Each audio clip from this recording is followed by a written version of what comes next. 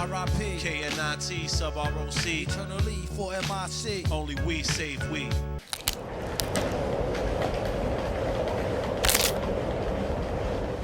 Hello, welcome to today's video. Today's video we're talking about MF Doom. Let me see what I wrote. We take a deep dive into the world of MF Doom, the king of the underground, a metal-faced MC, a supervillain, or a vaudeville villain. It's all very cool stuff. He wasn't always the villain. Whoa. In the beginning, it was KMD. KMD's nuts. At the time, Doom was known as Zevlov X. In the group with him was his brother, Suprock. They were kids, making music, having fun, causing much damage. That's what KMD stands for. They linked up with Third Base, a rap group that gave them exposure. There was a song that came out, it's called Gas.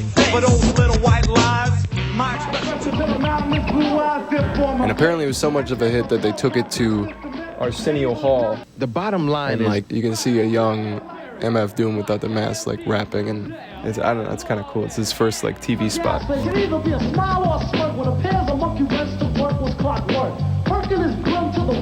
So, you know, they were getting some popularity. They were turning some heads, and in 1991, they were signed by Elektra and dropped the album Mr. Hood, which I think did pretty well, because then they were ready to do another one. Doom later described Sub as his partner in crime, you know, being able to tighten up beats that Doom had left unfinished or unable to complete himself. Subrock would go in and finish it up and polish it like a fine rock. In 1993, they were nearing completion of their sophomore album, Black Bastards, which the title alone is controversial, much less the imagery on the cover depicting a stereotypical Sambo character being hung. The label was kind of pissed off about it. And then, tragedy struck. He almost was just about done with the record, you know, and then the accident happened, you know what I'm saying, where Sub lost his life and whatnot, God bless. And then I finished the record, you know, I still went ahead and finished the record despite, you know, because only was a little bit more to do. So, you know, just for I'm going to finish it. One of us is going to finish it anyway. If it happened to me, he would have finished it, you know what I'm saying, you know. But then that's when the label tells them that they're delaying their album until next year. They were not comfortable with this controversial imagery. Zev just wanted this album out the way his late brother intended for it to be released. The label reps were trying to like shift it into this thing that it wasn't. You wouldn't paint over a dead artist's painting, you know what I mean?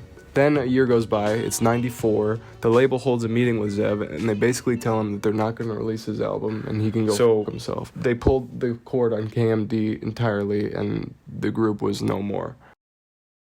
So the way I dealt with it, I just kept it moving, you know what I mean? So after that, Zev went away. Zev was gone. Not entirely gone. I mean, he linked up with Bobbito under his indie label and went to work. See, right after we finished the album Black Bastards, even while we was working on Black Bastards, me and Sub were both going to do solo records respectively. So I was going to do the Doom thing since back then. And he was going to come out with his joint as another character, you know. Suddenly, it's 1999. Operation Doomsday is released. It doesn't sound like Zev anymore. It sounded more villainous. It wasn't Zev anymore. It was Doom.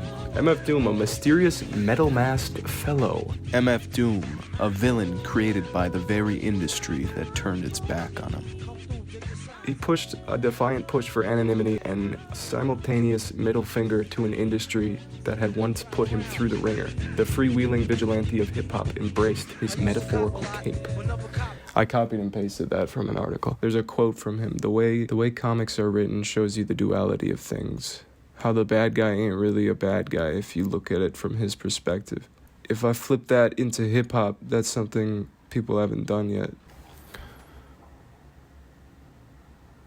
Yeah, I don't know. I tried.